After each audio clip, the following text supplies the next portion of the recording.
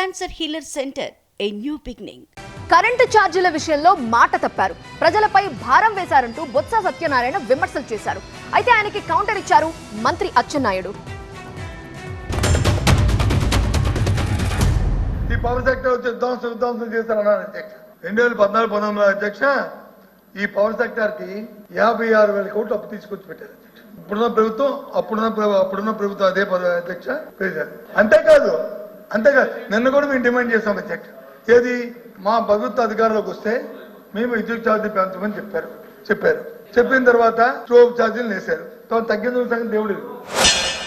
ఏదో opposition leader కదా అని టైం ఇస్తే అన్ని అవాస్తవాలు మాట్లాడితే మేము దాన్ని వినడానికి లేదు అధ్యక్ష 1 minute అధ్యక్ష. ట్రూ ఆఫ్ ఛార్జీలు అధ్యక్ష, ట్రూ ఆఫ్ ఛార్జీలు. ఆ పాపం కర్మ కర్త క్రియ మీరే, అది మీరే కూర్చోండి.